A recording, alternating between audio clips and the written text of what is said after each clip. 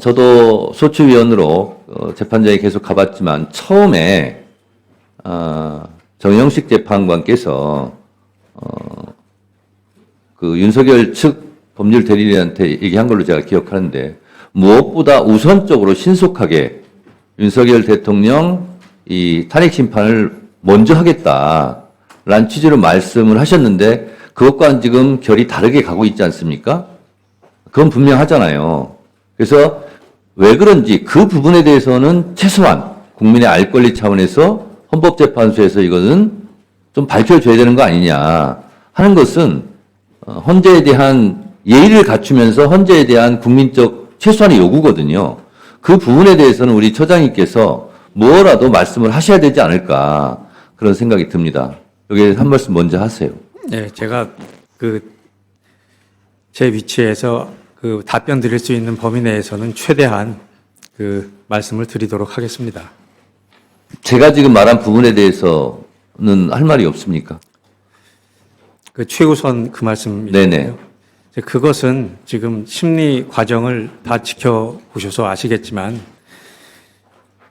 사건 심리할 만한 사항이 상당히 많은 사건이었기 때문에 그런 의미에서 신속하게 하신다고 말씀하신 걸로 이해를 하고 있습니다. 그러나 이제 선고 여부는 심리 결과 탄핵 사건이 한 가지 사건만 있었던 것이 아니고 여러 가지 사건이 같이 진행이 되는 상황이었기 때문에 진행되는 과정에서 재판부에서 여러 가지 사정을 종합을 해서 지금 현재와 같은 상황에 이른 것으로 그렇게 이해를 하고 있습니다. 좀 답답하신 부분도 있으시겠지만 그러한 사정을 좀 살펴주시면 감사하겠습니다. 법사위원장이 국회법 49조에 따라 사무처장한테 또 한 말씀 드리겠습니다. 서부지법 폭동 사태가 있었을 때 대법원에서 거기에 대한 규탄 입장을 냈거든요. 예. 그건 당연한 거 아닙니까? 마찬가지로 헌법재판소에서 판결한 내용을 이행하지 않고 있는 부분에 대해서는 명확하게 이행하라고 입장을 내는 거예요. 그건 헌재 판결에 대한 테러거든요. 그렇지 않습니까? 그래서 그것은 여야를 떠나서 헌법재판소로서 존재 이유인 거거든요.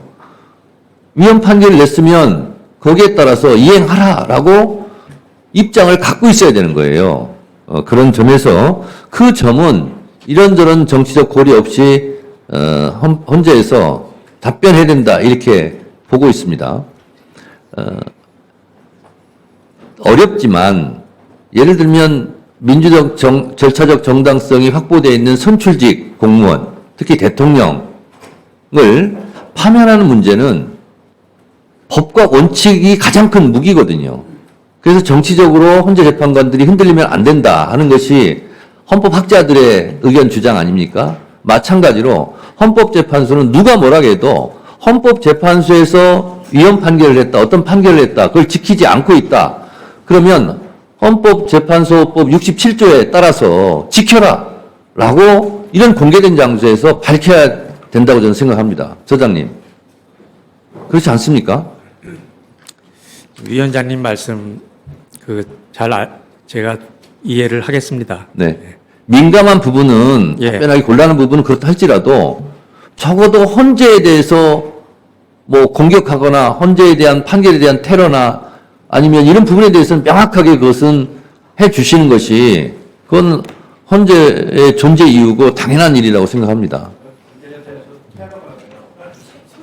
헌재 결정에 잘 따라달라는 말씀 좀 하셔야 총장님께서 이 자리에서 국회 법사위에 참석하셨으면 출석을 하셨으면 헌재 결정을 존중해 주십시오라는 말씀을 왜 못 하십니까? 자, 본인도 질의를 다 마치셨기 때문에 저도 잠깐 토론 시간을 갖도록 하겠습니다. 헌재 처장님 잘 들어주시기 바랍니다. 역사는 직진하지도 않지만 결코 후퇴하지도 않습니다. 정권은 짧고 국민은 영원합니다. 정권과 국민이 싸우면 끝내 국민이 이깁니다. 이것이 민주주의의 승리이고 그 역사적 결과물이 오늘의 헌법이라고 생각합니다. 자랑스러운 대한민국 헌법은 군부 독재는 안 된다.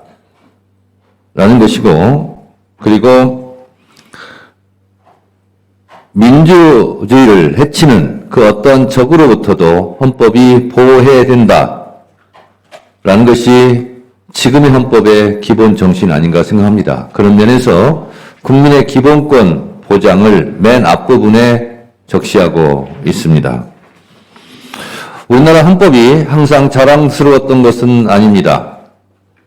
헌법이 헌법의 적을 보호한 적도, 영구 독재를 합리화한 수단으로 헌법이 악용되기도 했습니다.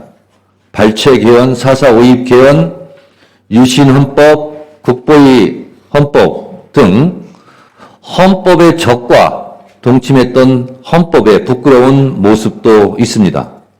그러나 오늘의 자랑스러운 헌법은 그런 권력자들에 의해서 만들어진 헌법이 아니라 87년 6월 항쟁을 통해서 국민들이 피로 쓴 헌법입니다. 이 헌법이 또 다른 요소에 의해서 침해된다면 그것은 헌법의 적과의 야합이라 하지 않을 수 없습니다. 그런 면에서 헌법재판소가 헌법소의 최보루로서의 역할을 다해 주십사 말씀드리고, 오늘 우리가 혹시 헌법재판소가 블랙아웃되어서 혹시 국가가 재앙 상태에 이르는, 국가가 파멸의 지경에 이르는 그런 것을 막고자 국가 파멸 방지법이라는 이름으로 오늘 우리가 진지하게 토론했습니다.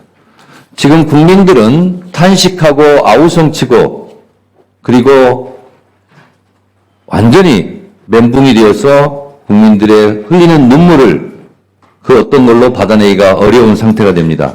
사업하시는 분들은 환율 급등으로 절망하고 있고, 식당에 손님은 들지 않아서 식당 주인들은 파리채를 부여잡고 난망해하고 있습니다. 이런 현실을 헌법재판소 재판관들께서 또 직시해야 된다고 생각합니다. 헌법재판관도 하나의 국민이고 이러한 서민들의 절규와 눈물을 외면하면 안 된다라고 생각합니다.